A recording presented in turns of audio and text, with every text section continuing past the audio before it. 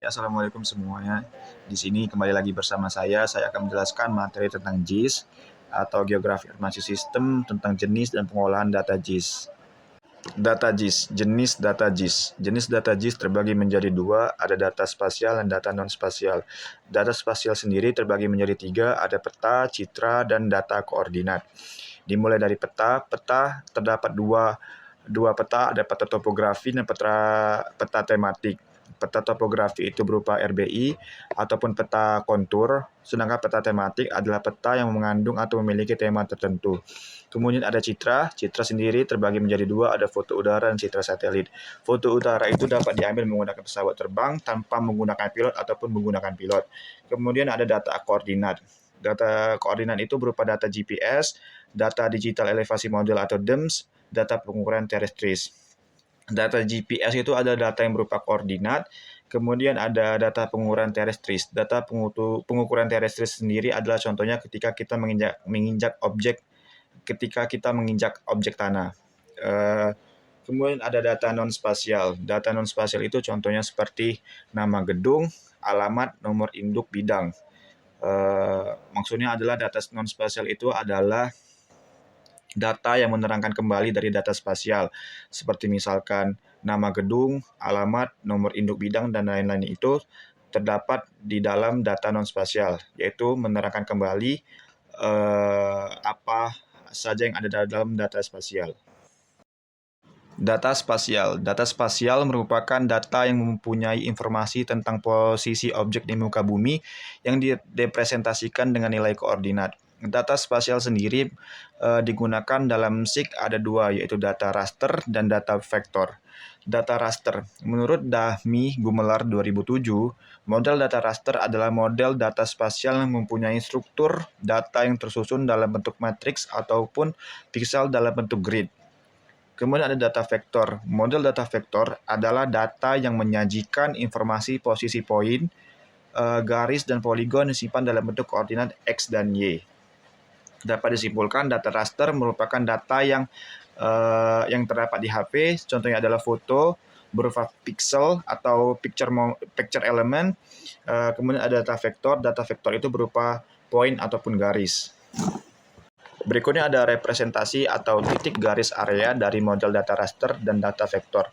Bisa dilihat dari foto di samping ini, ada contoh dari data raster, kemudian ada dari entities, dan juga ada vector view of the world. Model data raster, tingkat keakurasian model ini sangat tergantung pada ukuran pixel ataupun biasa disebut dengan resolusi. Jika resolusinya bagus, maka hasilnya akan bagus, dan jika resolusi rendah, hasilnya pun tidak akan bagus seperti resolusi tinggi.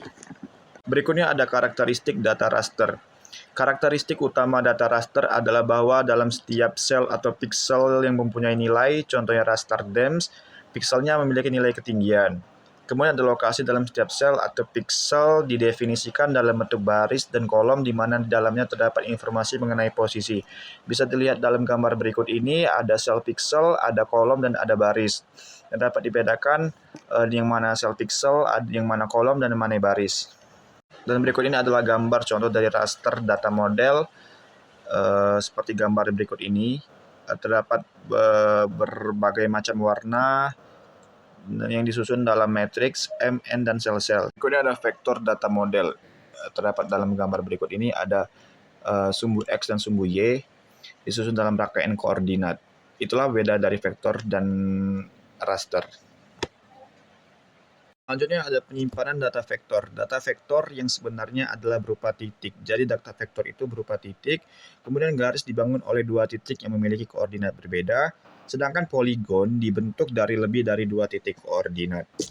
Penyimpanan data raster. Data raster disimpan dalam suatu urutan nilai sel atau piksel, sebagai contohnya 87, 74, 45, 34, dan seterusnya berurutan. Itulah contoh dari urutan data raster. Dua, dari penyimpanan data raster, ukuran sel atau piksel menentukan bagaimana kasar atau halusnya pola atau objek yang akan direpresentasikan. Kemudian semakin kecil ukuran sel atau piksel, maka akan semakin halus atau lebih detail. Akibatnya data storage yang besar dan mempengaruhi kecepatan proses. Jadi semakin bagus atau semakin halus dari suatu piksel, maka hasil yang akan didapatkan akan semakin bagus. Baik, selanjutnya representasi dunia nyata dengan model data vektor. Representasi dunia nyata menurut Ben Hartson atau dalam Jafar Eli 2009 bahwa sebenarnya dunia nyata dapat direpresentasikan dengan berbagai unsur sesuai dengan yang ada di lapangan. Contohnya seperti gambar di bawah ini. Berikut ada sistem koordinat model data vektor dan data raster. Apabila di dalam data raster memiliki suatu sistem koordinat, misalkan koordinat kartesian, maka setiap baris merupakan paralel dengan sumbu X, X-aksis, dan dalam kolom paralel dengan sumbu Y, Y-aksis. Seperti gambar di samping ini.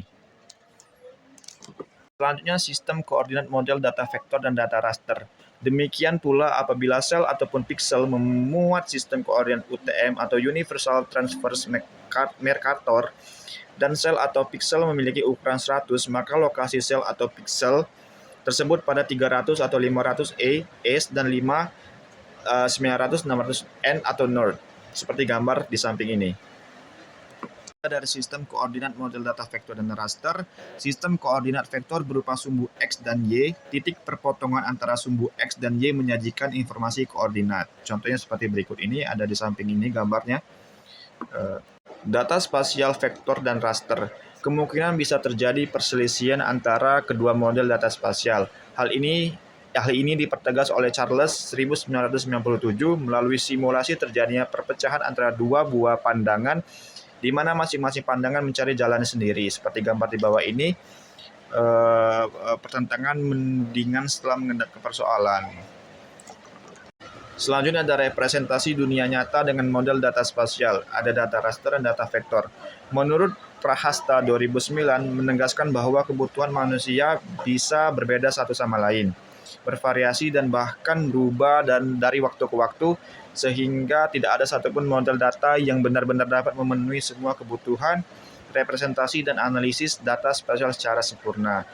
Kemudian kedua model data spasial berbasis raster ataupun vektor akan saling melengkapi dan bahkan dapat saling dikonversikan satu sama lain, atau proses konversi sudah disediakan oleh software SIX.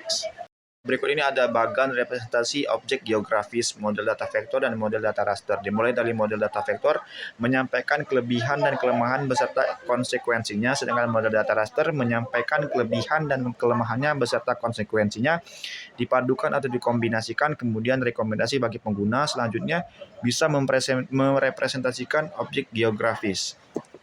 Berikut ini kelebihan model data vektor. Pertama, data berbasis vektor memerlukan tempat penyimpanan lebih sedikit di komputer. Kedua, hubungan topologi dapat dilakukan dengan mudah. Ketiga, mempunyai resolusi spasial yang tinggi. Keempat, representasi grafis data spasial dari model vektor sangat mirip dengan peta garis buatan tangan manusia. Kelima, model data vektor memiliki batas-batas yang akurat, tegas, dan jelas. Dan yang terakhir, transformasi koordinat dan proyeksi pada data model vektor tidak sulit dilakukan. Selanjutnya ada kelemahan model data vektor. Yang pertama, data berbasis vektor memiliki struktur data yang kompleks. Kedua, data berbasis vektor tidak mudah untuk dimanipulasi. Ketiga, pengguna tidak mudah berkreasi untuk membuat program sendiri untuk memenuhi kebutuhan aplikasinya. Keempat, proses untuk mendapatkan data vektor harus melalui tahapan yang disebut proses digitasi. Yang kelima, dalam memproses dan mengolah data vektor diperlukan perangkat lunak dan perangkat keras yang mahal. Yang keenam, proses overlay beberapa layer data vektor secara simultan memerlukan waktu yang cukup lama. Model data raster. Yang pertama, memiliki struktur data yang sederhana. Kedua, mudah dimanipulasi dengan menggunakan fungsi-fungsi matematis sederhana. Contohnya, misalkan karena strukturnya sederhana seperti matriks bilangan biasa. Ketiga, proses generalisasi mudah. Keempat, gambaran permukaan bumi dalam bentuk citra raster yang dapat dari radar atau satelit penginderaan jauh selalu lebih aktual daripada bentuk vektornya. Kelima, prosedur untuk memperoleh data dalam bentuk raster atau citra lebih mudah, sederhana, dan murah. Yang keenam, harga sistem perangkat lunak aplikasinya cenderung lebih murah. Dan yang terakhir, kekurangan model data raster. Pertama, data raster memerlukan ruang atau tempat penyimpanan yang besar di komputer.